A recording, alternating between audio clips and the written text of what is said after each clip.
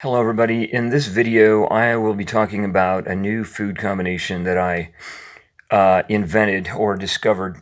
So it's funny because I must have been eating something and then I wanted to kind of freshen myself up, even though I had a desire to eat some high protein food. So I looked in my freezer. I knew what was in there, but I had some frozen peas. And you know, when you buy frozen peas, the sweet peas, they can have like salt added, or they can have no salt added. And as far as the amount of salt added, that can also vary. And that has really varied over the decades. And very rarely, I think once I saw frozen peas that had sugar added. But anyway, the frozen peas that I have, and that I had, because I had more of them, right, were had nothing added. They were just the peas. And you can check this two places. So one is in the ingredients and one is in the nutrition information. The nutrition information will, in the United States, that is, will show you a chart that shows you the amount of sodium. And it should be very small, like almost negligible, you know?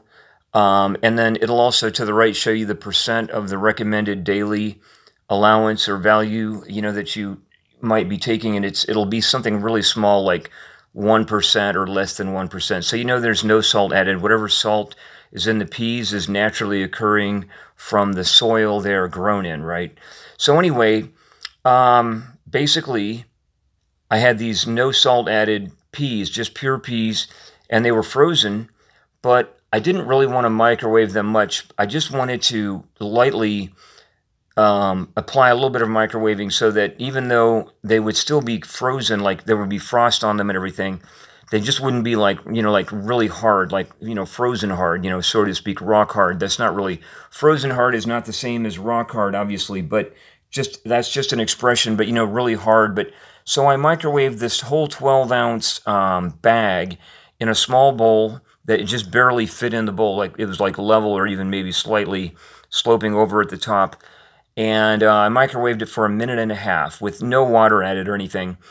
And then on the side, I had another small bowl, and I filled it almost to the top with thick rolled oats. And apparently you can get rolled oats 3 ways, not just 2 ways. So going from least to most nutritious, in my assessment, is the quick rolled oats. And these are really kind of subjected to more rolling and cutting a little bit. And then you've got old-fashioned rolled oats. And then you've got what's called thick rolled oats.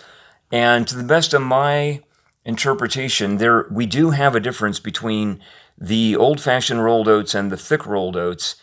And that difference is that somehow the thick rolled oats are even thicker. So maybe they're just rolled with less force or something. I don't know how that they're different, but they don't seem to be the same as just old-fashioned rolled oats. But I had some thick rolled oats that I had bought. I hand scooped from a bulk section in a store called Fresh Time, but you can get these online or stores depending on where you are, what's available.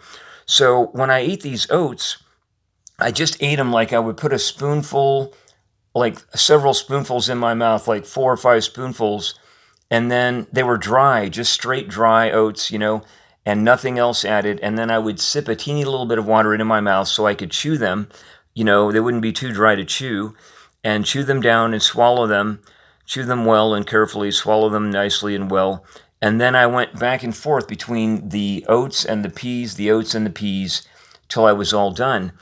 And that was a really great food combination. I mean, the next day was just a really great day. It really didn't let me down.